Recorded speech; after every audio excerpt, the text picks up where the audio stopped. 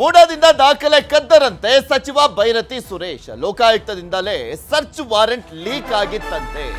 ಲೋಕಾಯುಕ್ತ ರೇಡ್ಗೂ ಮುನ್ನ ದಾಖಲೆ ಕದ್ದೊಯ್ದಿದ್ದಾರೆ ಅಂತ ನಗರಾಭಿವೃದ್ಧಿ ಸಚಿವ ಬೈರತಿ ಸುರೇಶ್ ಅವರ ಮೇಲೆ ಆರೋಪವನ್ನ ಮಾಡಲಾಗ್ತದೆ. ಈ ಹಿಂದೆನೂ ಕೂಡ ಬಿಜೆಪಿ ನಾಯಕರು ಆರೋಪವನ್ನ ಮಾಡ್ತಾ ಇದ್ರು. ಸಾಕಷ್ಟು ಜನ ಬಿಜೆಪಿ ನಾಯಕರು ಆಲ್ಮೋಸ್ಟ್ ಎಲ್ಲರೂ ಕೂಡ ಬೈರತಿ ಸುರೇಶ್ ಅವರ ಮೇಲೆ ಆರೋಪವನ್ನ ಮಾಡ್ತಾ ಇದ್ರು. ಈಗ ಸ್ನೇಹಮಯಿ ಕೃಷ್ಣ ಆರೋಪವನ್ನ ಮಾಡ್ತಾ ಇದ್ದಾರೆ. ಮೈಸೂರಿನಲ್ಲಿ ಮಾತನಾಡಿದ್ರು ಸ್ನೇಹಮಯಿ ಕೃಷ್ಣ. ಸಿಎಂಗೆ ಸಂಬಂಧಪಟ್ಟಂತ ಸೈಟ್ ದಾಖಲೆಯನ್ನ ಕದ್ದಂತ ಆರೋಪವನ್ನ ಬೈರತಿ ಸುರೇಶ್ ಮೇಲೆ ಮಾಡಲಾಗ್ತಾ ಇದೆ. 140 ಫೈಲ್ ತೆಗೆದುಕೊಂಡು ಹೋಗಿದ್ರಂತೆ ಸಚಿವರು. ಅದಕ್ಕೋಸ್ಕರನೇ ಹೆಲಿಕಾಪ್ಟರ್ ಬಂದಿದ್ದು ಅವರು. ಸೊ ಆ ಕಾರಣಕ್ಕೋಸ್ಕರನೇ ಹೆಲಿಕಾಪ್ಟರ್ ಬಂದು ಆ ಫೈಲ್ಗಳನ್ನ ತಗೊಂಡೋಗಿದ್ದಾರೆ.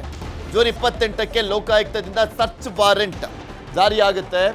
ಜೂನ್ 29ಕ್ಕೆ ಲೋಕಾಯುಕ್ತಕ್ಕೆ ತಲುಪಿರುವಂತ ಸರ್ಚ್ ವಾರೆಂಟ್ ಜುಲೈ 1ರಂದು ಮೈಸೂರಿಗೆ ಬಂದು ಸಚಿವರು ದಾಖಲೆಯನ್ನ ಕದ್ದಿದ್ದಾರೆ ಅನ್ನುವಂತ ಆರೋಪವನ್ನ ಮಾಡ್ತಾ ಇದ್ದಾರೆ ಸ್ನೇಹಮಯಿ ಕೃಷ್ಣ ದೂರುದಾರ.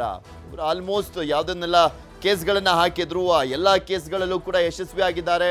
ಆರೋಪಗಳನ್ನ ಕೂಡ ಸಾಕಷ್ಟು ವಿಚಾರಗಳ ಬಗ್ಗೆ ಮಾತಾಡ್ಕೊಂಡು ಬರ್ತಾನೆ ಇದ್ದಾರೆ. ಈಗ ಬೈರತಿ ಸುರೇಶ್ ಮೇಲೂ ಕೂಡ ಆರೋಪವನ್ನ ಮಾಡ್ತಾ ಇದ್ದಾರೆ. ಬಿಜೆಪಿ ನಾಯಕರು ಈ ಮುಂಚೆ ಆರೋಪವನ್ನ ಮಾಡ್ತಾ ಇದ್ರು. ಅದೇ ಆರೋಪ ಸ್ನೇಹಮಯಿ ಕೃಷ್ಣ ಅವರಿಂದ ಆಗ್ತಾ ಇದೆ.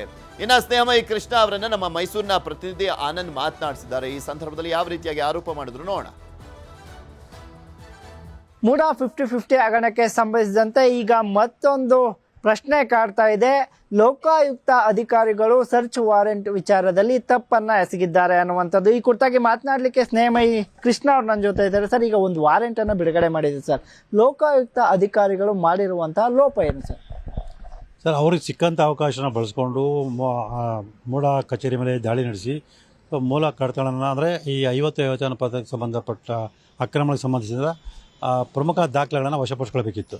ಆದರೆ ಆ ಸರ್ಚ್ ವಾರೆಂಟನ್ನು ಪಡೆದಂಥ ಲೋಕಾಯುಕ್ತ ಅಧಿಕಾರಿಗಳು ಆಗಿನ ಲೋಕಾಯುಕ್ತ SP ಆಗಿದ್ದಂಥ ಸಜಿತ್ ಅವರು ನಗರಾಭಿವೃದ್ಧಿ ಇಲಾಖೆ ಸಚಿವರಾದ ಬೈರತಿ ಸುರೇಶ್ಗೆ ಮಾಹಿತಿಯನ್ನು ಕೊಟ್ಟಿರೋದ್ರಿಂದ ಸೊ ಬೈರತಿ ಸುರೇಶ್ ತಮ್ಮ ಅಧಿಕಾರಿಗಳನ್ನು ದಿಢೀರ್ ಅಂತೇಳಿ ಮೈಸೂರು ನಗರಾಭಿವೃದ್ಧಿ ಪ್ರಾಧಿಕಾರಕ್ಕೆ ಬಂದು ಇಲ್ಲಿದ್ದಂಥ 140 ಕಡತಗಳನ್ನು ತಗೊಂಡೋಗಿದ್ದಾರೆ ಅಂತೇಳಿ ಮಾಧ್ಯಮ ಮೂಲಕ ತಿಳಿದು ಬಂದಿದೆ. ಸೊ ಅದು ನಿಜ ಅಂತೇಳಿ ಸರ್ಚ್ ವಾರೆಂಟ್ ಪುಷ್ಟೀಕರಿಸುತ್ತೆ. ಸೊ ಈ ದಾಖಲೆಗಳನ್ನು ನಾಳೆ ಮಾನ್ಯ ಉಚ್ಚ ನ್ಯಾಯಾಲಯ ಗಮನಕ್ಕೆ ತಂದು ಈ ಪ್ರಕರಣದಲ್ಲಿ ಲೋಕಾಯುಕ್ತ ತನಿಖೆ ನಡೆಸೋದಷ್ಟು ಸೂಕ್ತ ಅಲ್ಲ. ಯಾಕೆಂತಂದರೆ ಅವರು ಈಗಾಗಲೇ ನಾವು ದೂರಾರ್ಜಿ ಕೊಡೋಕ್ಕಿಂತ ಮುಂಚೆನೇ ಆರೋಪಗಳಿಗೆ ಸಹಕರಿಸಿರೋದ್ರಿಂದ ಆರೋಪಗಳ ರಕ್ಷಣೆ ಮಾಡುವಂಥ ಪ್ರಯತ್ನ ನಡೆಸೋದ್ರಿಂದ ಈ ಪ್ರಕರಣ ಕೂಡಲೇ CBIಗೆ ವಹಿಸಬೇಕು ಅಂತೇಳಿ ನಾವು ಮನವಿಯನ್ನು ಮಾಡ್ಕೊಳ್ತಿದ್ವಿ. ಸರ್, ಈ ಸರ್ಚ್ ವಾರೆಂಟ್ ವಿಚಾರದಲ್ಲಿ ಯಾರೆಲ್ಲ ತಪ್ಪನ್ನ ಮಾಡಿದ್ದಾರೆ ಸರ್? ಲೋಕಾಯುಕ್ತ SP ಸಜಿತಿಂದ ಹಿಡಿದು ಬೇರೆ ಯಾರೆಲ್ಲ ಈ ಅಂದರೆ ನಗರಾಭಿವೃದ್ಧಿ ಸಚಿವರ ಈ ಎಲ್ಲ ಇದರಲ್ಲೂ ಸಹ ಭಾಗಿಯಾಗಿದ್ದಾರೆ ಅಂತ? ಸರ್, ಪ್ರಮುಖವಾಗಿ 3 ಜನದ ಹೆಸರು ಹೇಳ್ಬೋದು. ಒಂದು ಅಂದಿನ ಮೈಸೂರು ಲೋಕಾಯುಕ್ತ SP ಸಜಿತ್ ರವರು, ಮತ್ತು ನಗರಾಭಿವೃದ್ಧಿ ಸಚಿವ ಬೈರತಿ ಸುರೇಶ್ ಅವರು, ಮತ್ತು ನಗರಾಭಿವೃದ್ಧಿ ಪ್ರಾಧಿಕಾರಗಳ ಆಯುಕ್ತಾಲಯದ ಆಯುಕ್ತರಾದ ವೆಂಕಟಾಚಲಪತಿ ಅವರು. ಸೊ ಇವರು 3 ಜನ ಪಾತ್ರ ಇಲ್ಲಿ ಪ್ರಮುಖ ಕಂಡು ಬರುತ್ತೆ. ಸೊ ತನಿಖೆ ಸಂದರ್ಭದಲ್ಲಿ ಇವ್ರ ಜೊತೆ ಯಾರು ಶಾಮೀಲಾಗಿರೋದು ಕೂಡ ಗೊತ್ತಾಗುತ್ತೆ. ಸರ್, ಈಗ CBI ಇದೆ, ಹೋಗ್ತಾ ಇದ್ದೀರಿ ಬೆಂಗಳೂರಿಗೆ, ಅಲ್ಲಿ ಏನೆಲ್ಲ ಆಗ್ಬೋದು ಅಂತ ಈ ವಿಚಾರಗಳನ್ನೆಲ್ಲ ಗಮನಕ್ಕೆ ತೊಗೊಂಬರೋದು ಆ ವಿಚಾರದಲ್ಲಿ? ಸರ್, ಈ ಪ್ರಕರಣ ಲೋಕಾಯುಕ್ತ ತನಿಖೆ ನಡೆಸೋದಷ್ಟು ಸೂಕ್ತ ಅಲ್ಲ. CBI ಕೊಡಿಸೋದು ಎಷ್ಟು ಅವಶ್ಯಕತೆ ಅನ್ನೋಕ್ಕೆ ಸಂಬಂಧಪಟ್ಟ ಎಲ್ಲ ಮಾಹಿತಿ ಮತ್ತು ದಾಖಲಾತಿಗಳನ್ನು ವಿವರವಾಗಿ ನಾಳೆ ಕರ್ನಾಟಕ ಉಚ್ಚ ನ್ಯಾಯಾಲಯದ ಮಾನ್ಯ ನ್ಯಾಯಮೂರ್ತಿಗಳ ಗಮನಕ್ಕೆ ತರ್ತೀವಿ. ಅವರು ಅವೆಲ್ಲವನ್ನು ಪರಿಗಣಿಸಿ ಈ ಪ್ರಕರಣ ಕೂಡಲೇ CBIಗೆ ವಹಿಸೋದಕ್ಕೆ ಒಂದು ಸೂಕ್ತ ಆದೇಶ ಮಾಡಿದ್ರಂಥ ನಿರೀಕ್ಷೆ ನನಗಿದೆ. ಇದಿಷ್ಟು ದೂರುದಾರ ಸ್ನೇಹಮಯಿ ಕೃಷ್ಣ ಅವರ ಮಾತುಗಳು. ಕ್ಯಾಮ್ರಾ ಪರ್ಸನ್ ರಾಹುಲ್ ಜೊತೆ ಆನಂದ್ KS News 18 ಮೈಸೂರು. ಇದೆಲ್ಲದ್ರ ಬಗ್ಗೆ ಮತ್ತಷ್ಟು ಮಾಹಿತಿಯನ್ನ ಕೊಡ್ತಾ ಹೋಗ್ತಾರೆ ನಮ್ಮ ಮೈಸೂರಿನ ಪ್ರತಿನಿಧಿ ಆನಂದ್. ನಮ್ಮ ಜೊತೆ ನೇರ ಸಂಪರ್ಕದಲ್ಲಿ ಜಾಯ್ನ್ ಆಗಿದ್ದಾರೆ. ಆನಂದ್, ಸ್ನೇಹಮಯಿ ಕೃಷ್ಣ ಅವರ ಆರೋಪ ಬಿಜೆಪಿ ನಾಯಕರು ಈ ಮುಂಚೆನೆ ಮಾಡಿದ್ರು. ಹೆಲಿಕಾಪ್ಟರ್ ಬಂದು ಎಲ್ಲ ಫೈಲ್ಗಳನ್ನ ಹೊತ್ಕೊಂಡು ಹೋಗಿದ್ದಾರೆ ಅಂತ ದೊಡ್ಡ ಮಟ್ಟದಲ್ಲೇ ಜಟಾಪಟಿ ಕೂಡ ಆಗಿತ್ತು. ಅದನ್ನ ಕೂಡ ನೋಡಿದ್ವಿ. ಸ್ನೇಹಮಯಿ ಕೃಷ್ಣ ಅವರು ಕೂಡ ಮುಂದುವರೆದ ಭಾಗದ ರೀತಿಯಲ್ಲಿ ಆರೋಪವನ್ನ ಮಾಡ್ತಿದ್ದಾರೆ ಅಂತ ಹೇಳಿದ್ರು ತಪ್ಪಾಗ್ಲಿಕ್ಕಿಲ್ಲ. ಅವ್ರು ಏನೇ ಅಂದ್ರೆ ಕೆಲವೊಂದು ದಾಖಲೆಗಳನ್ನ ಕೊಡ್ಬೋದು. ಆದ್ರೆ ಇಲ್ಲಿ ಇಂಪಾರ್ಟೆಂಟ್ ಅಂದ್ರೆ ಅಲ್ಲಿ ಏನಾದರೂ CCTV ದೃಶ್ಯಾವಳಿಗಳು ಇದ್ವಾ, ದೃಶ್ಯಾವಳಿಗಳು ಸೆರೆ ಆಗಿದೆಯಾ, ಆ ಒಂದು ಫೈಲ್ಗಳನ್ನ ತೆಗೆದುಕೊಂಡು ಹೋಗುವಂತ ಸಂದರ್ಭದಲ್ಲಿ ಯಾವುದು ರೆಕಾರ್ಡ್ ಆಗಿಲ್ವಾ, ಈ ಪ್ರಶ್ನೆಗಳು ಕೂಡ ಬರ್ತಾ ಹೋಗ್ತವೆ. ಇದನ್ನ ನೋಡ್ತಾ ಹೋದಾದ್ರೆ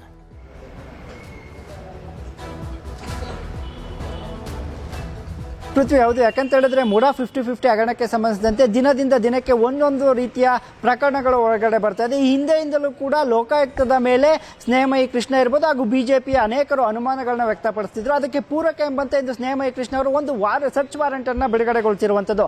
ಆ ಸರ್ಚ್ ವಾರೆಂಟ್ ಅನ್ನ ಒಂದು ಸಾರಿ ಗಮನಿಸದೆ ಗೊತ್ತಾಗುತ್ತೆ. ಏನು 6ನೇ ತಿಂಗಳಲ್ಲಿ 28ನೇ ತಾರೀಕು ಮೂಡಾದ ಹಗರಣದ ಕುರಿತಾಗಿ ಲೋಕಾಯುಕ್ತರಿಗೆ ಗೊತ್ತಿತ್ತು. ಆ ಕುರಿತಾಗಿನೇ ಬೆಂಗಳೂರು ಲೋಕಾಯುಕ್ತರಿಂದ ಸರ್ಚ್ ವಾರೆಂಟ್ ಅನ್ನ ಪಡೆದಿದ್ರು. 29ನೇ ತಾರೀಕು ಆ ಸರ್ಚ್ ವಾರೆಂಟ್ ಮೈಸೂರಿನ ತಲುಪಿದೆ.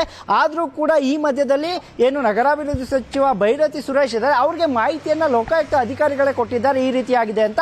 ಆ ಹಿನ್ನೆಲೆಯಲ್ಲಿ 29ನೇ ತಾರೀಕು ಭಾನುವಾರ ಇದ್ದ ಕಾರಣ ಬೈರತಿ ಸುರೇಶ್ ಅವರು ಶನಿವಾರ ಭಾನುವಾರನ ಹೊರತುಪಡಿಸಿ 1ನೇ ತಾರೀಕು ಅಂದ್ರೆ 7ನೇ ತಿಂಗಳು 1ನೇ ತಾರೀಕು ಮೈಸೂರಿನ ಮೂಡಾಗೆ ಬಂದು ಪ್ರೆಸ್ ಮೀಟ್ ಅನ್ನ ಮಾಡ್ತಾರೆ. ಅಲ್ಲದೆ ಜೊತೆಗೆ ಕಡತಗಳನ್ನು ಸಹ ಹೊತ್ತುಕೊಂಡು ಹೋಗಿದ್ದಾರೆ ಅನ್ನುವಂತಹ ಒಂದು ಗಂಭೀರವಾದಂತಹ ಆರೋಪವನ್ನು ಮಾಡ್ತಾರೆ. ಇದಕ್ಕೆ ಯಾಕಪ್ಪ ಅಂತ ಹೇಳಿದ್ರೆ, ಒಂದು ವೇಳೆ ಲೋಕಾಯುಕ್ತಕ್ಕೆ ಎಲ್ಲ ವಿಚಾರ ಗೊತ್ತಿದ್ರು ಕೂಡ ಯಾಕೆ ಸರ್ಚ್ ವಾರೆಂಟ್ ಅನ್ನು ಕೊಟ್ಟ ನಂತರ ಕೂಡ ಅವರು ಮೂಡಾಗೆ ಅಂದ್ರೆ ರೈಡ್ ಮಾಡಿ ದಾಖಲೆಗಳನ್ನ ವಶಪಡಿಸಿಕೊಳ್ಳೋರಿಗೆ ಮುಂದಾಗಲಿಲ್ಲ ಅನ್ನುವಂಥದ್ದು ಕಾಡ್ತಾ ಇರುವಂತ ಪ್ರಶ್ನೆ.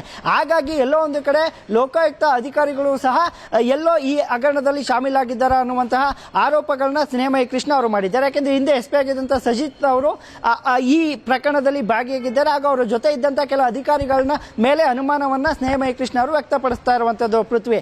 ಜೊತೆಗೆ ಈಗಾಗಲೇ ಏನು ನಾಳೆ ಕೋರ್ಟ್ಗೆ ಮೈಸೂರಿನ ಮೂಡಾದ ಹಗರಣದ ಸಮಗ್ರ ವರದಿಯನ್ನ SP ಉದೇಶ್ ಅವರು ಸಲ್ಲಿಸಬೇಕಾಗಿದೆ. ಈಗಾಗಲೇ 400 ಪುಟಗಳ ವರದಿ ಸಲ್ಲಿಕೆ ಮಾಡಲು SP ಅವರು ಮುಂದಾಗಿದ್ದಾರೆ. ಖುದ್ದು ನಾಳೆ SP ಅವರೇ ಕೋರ್ಟ್ ಅಲ್ಲಿ ಹಾಜರಿರ್ತಾರೆ. ಜೊತೆಗೆ ಲೋಕಾಯುಕ್ತ PP ಆದಂತವರು ಸಹ ಅವರ ಜೊತೆಗೆ ಇರ್ತಾರೆ.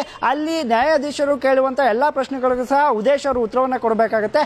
ಅಲ್ಲಿ ಇವೆಲ್ಲ ವಿಚಾರಗಳು ಸಹ ಬರ್ತಾವ ಅನ್ನುವಂಥದ್ದು ಸದ್ಯಕ್ಕಿರುವಂತಹ ಪ್ರಶ್ನೆ ಪೃಥ್ವಿ. ಓಕೆ ಆನಂದ್, ಹಾಗೆ ಸಂಪರ್ಕದಲ್ಲಿ ಮತ್ತಷ್ಟು ಮಾಹಿತಿಯನ್ನ ಪಡ್ಕೊಳ್ತಾ ಹೋಗ್ತೀನಿ. ಇನ್ನ ಮೂಡಾ ಕಚೇರಿಯಿಂದ ದಾಖಲೆ ಕದ್ದಂತ ಆರೋಪದ ವಿಚಾರಕ್ಕೆ ಸಂಬಂಧಪಟ್ಟಂತೆ ಗೃಹ ಸಚಿವ ಡಾಕ್ಟರ್ G. ಪರಮೇಶ್ವರ್ ಪ್ರತಿಕ್ರಿಯೆಯನ್ನ ಕೊಟ್ಟಿದ್ದಾರೆ. ತನಿಖೆಯಲ್ಲಿ ಎಲ್ಲವೂ ಕೂಡ ಬಹಿರಂಗ ಆಗುತ್ತೆ ಅಂತ ಹೇಳಿದ್ದಾರೆ. ಒಂದು ತನಿಖೆ ಮಾಡ್ತಿರೋದು ಅದಕ್ಕೆ, ಆದ್ರೆ ಎಷ್ಟರ ಮಟ್ಟಿಗೆ ಸತ್ಯಾನುಸತ್ಯತೆಗಳು ಹೊರಗೆ ಬರುತ್ತೆ ಅನ್ನುವಂಥದ್ದೇ ಈಗಿರುವಂತ ಕುತೂಹಲ. IAS, IPS, KS ಅಧಿಕಾರಿಗಳು ಮಾಡಿದ್ರೂ ಗೊತ್ತಿಲ್ಲ, ಏನ್ ಮಾಡ್ತಾ ಇದ್ದಾರೋ ಗೊತ್ತಿಲ್ಲ. ಲೋಕಾಯುಕ್ತ ತನಿಖೆ ಮಾಡಿದ್ರೆ ಗೊತ್ತಾಗುತ್ತೆ. ಬೆಂಗಳೂರಲ್ಲಿ ಗೃಹ ಸಚಿವ ಪರಮೇಶ್ವರ್ ಅವರ ಹೇಳಿಕೆ ಇದು. ಸ್ನೇಹಮಯಿ ಕೃಷ್ಣ ಅವರ ಆರೋಪದ ವಿಚಾರಕ್ಕೆ ಸಂಬಂಧಪಟ್ಟಂತೆ ಪ್ರತಿಕ್ರಿಯೆಯನ್ನ ಕೊಟ್ಟರು ಅವರು.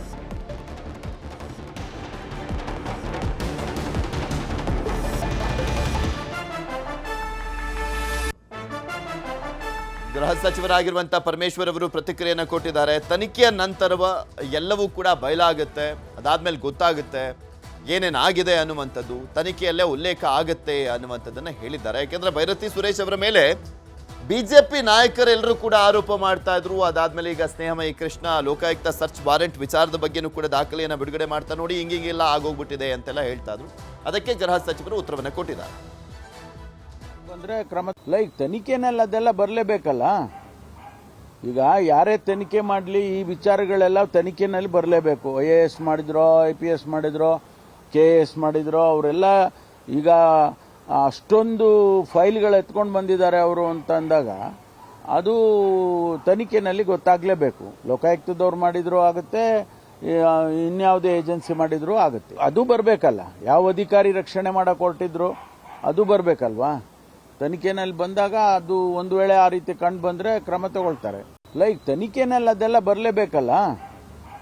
ಈಗ ಯಾರೇ ತನಿಖೆ ಮಾಡಲಿ ಈ ವಿಚಾರಗಳೆಲ್ಲ ತನಿಖೆನಲ್ಲಿ ಬರಲೇಬೇಕು. IAS ಮಾಡಿದ್ರೋ, IPS ಮಾಡಿದ್ರೋ, KS ಮಾಡಿದ್ರೋ, ಅವರೆಲ್ಲ ಈಗ ಅಷ್ಟೊಂದು ಫೈಲ್ಗಳು ಎತ್ಕೊಂಡು ಬಂದಿದ್ದಾರೆ ಅವರು ಅಂತ ಅಂದಾಗ ಅದು ತನಿಖೆನಲ್ಲಿ ಗೊತ್ತಾಗಲೇಬೇಕು. ಲೋಕಾಯುಕ್ತದವ್ರು ಮಾಡಿದ್ರು ಆಗುತ್ತೆ, ಇನ್ಯಾವುದೇ ಏಜೆನ್ಸಿ ಮಾಡಿದ್ರು ಆಗುತ್ತೆ. ಅದು ಬರಬೇಕಲ್ಲ. ಯಾವ ಅಧಿಕಾರಿ ರಕ್ಷಣೆ ಮಾಡಕ್ ಹೊರಟಿದ್ರು ಅದು ಬರಬೇಕಲ್ವಾ. ತನಿಖೆನಲ್ಲಿ ಬಂದಾಗ ಅದು ಒಂದು ವೇಳೆ ಆ ರೀತಿ ಕಂಡು ಬಂದ್ರೆ ಕ್ರಮ ತಗೊಳ್ತಾರೆ.